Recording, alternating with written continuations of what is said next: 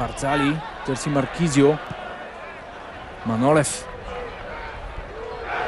Много хубаво раздвижиха на топката с по едно докосване българите.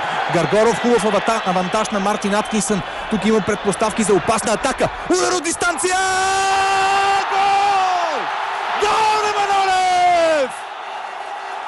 Изключително попадение на Станислав! Изнесоха топката в средата на терена. Тази хубава комбинация с едно докосване. Много добър усет към авантаж от страна на Мартин Аткинсън, който не спря играта. А ударът на Манолев беше от близо 3. 10 минути до края на редовното време на първата част. 1-0 за България. Джакерини е с топката. Връща към Бонучи. Маркизио. Тук става опасно. Пабло Освалдо. Не бяхме добре ориентирани в тази минута. Пред италианската врата.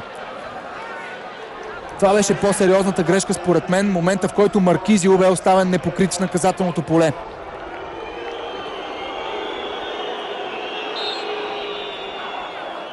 А Джовинко направи това, за което споменах преди 10 минути. Просто освободи пространство за Пабло Освалдо.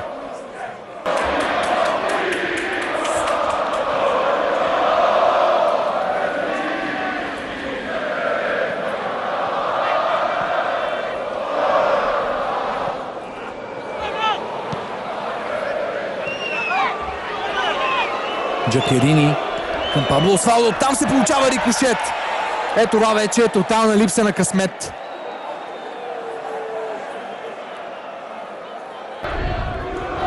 Да се възстанови след сблъсъка, в който участва преди минути. И отново на игрището.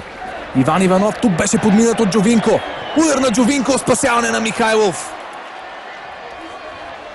Италия. Миланов много добре пое топката, успя да задържи в очертанията. Центрира в наказателно поле. Там беше Манолев. Размина се. Джакерини беше до него. Залепен като пощенска марка и не му позволи да играе с топката. Хубава атака на българите. Аплодисменти за Георги Миланов и неговото блестящо включване по фланга. Манолев също беше на точното. С катания гол в последните секунди на продължението. Гол и при победата на Интер в Милано с 3-1. Наистина показва, че се намира в топ форма. Гаргоров.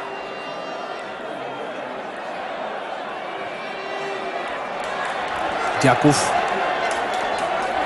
Попов. Веселин Минев е близо до него. Попов иска да стреля към вратата. Ъгов удар.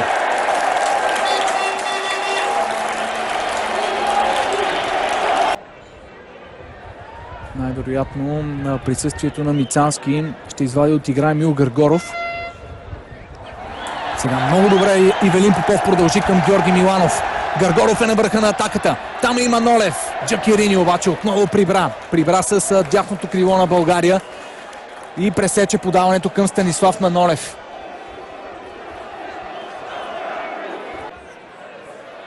Дяков.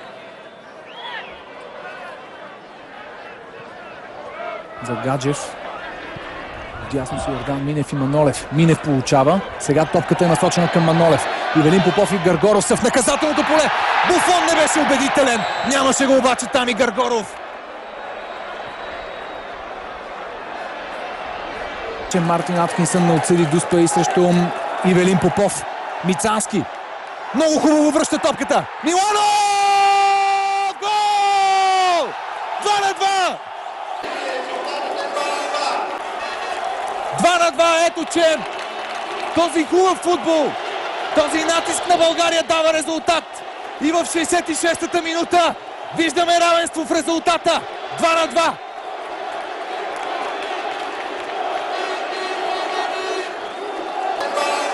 Какво включване само на Мицански. Какъв поглед на тази ситуация. Блестяща асистенция за него. Прекрасно подаване е към Георги Миланов.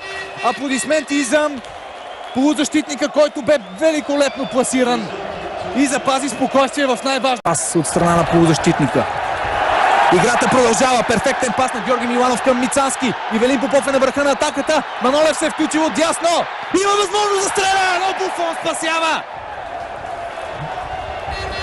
Великолепна бърза атака на българския отбор и Джанлуиджи Буфон трябва да спасява Италия. Отново добър поглед над играта от страна на Мицански. Може би този път пасът му трябваше да бъде с метър и половина напред, да не спира пробива на Манолев. Въпреки всичко Манолев... Излезнаха и Гаргоров и Гаджев, които изпълняваха ъгловите удари от началото на среща. Сега Георги Миланов ще центрира. Заключителни минути. Подаване на Миланов. Удар след това към вратата. Добавка на Манолев. Буфон бе коленичил. Нямаше какво да направи големия вратар, ако Манолев бе успял да насочи топката в неговата врата.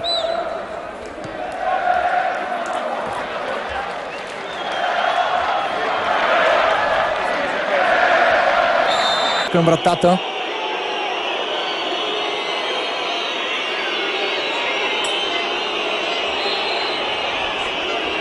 Пирло.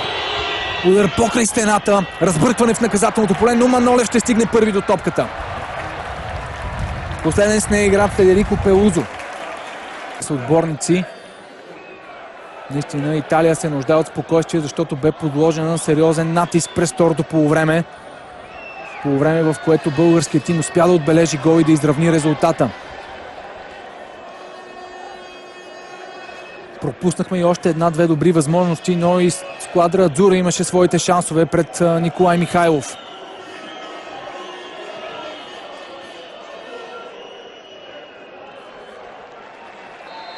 Изтече вече и това 3-минутно продължение. Това е последният съдийски сигнал на Мартин Аткинсън. 2-2. Наистина много хубав матч направиха отборите на България и Италия. През 2008 година при 0-0 тук на стадион Васил Левски имаше 38 000 зрители по трибуните. Тази вечер те бяха чувствително по-малко, а струва ми се, че този отбор заслужава уважение.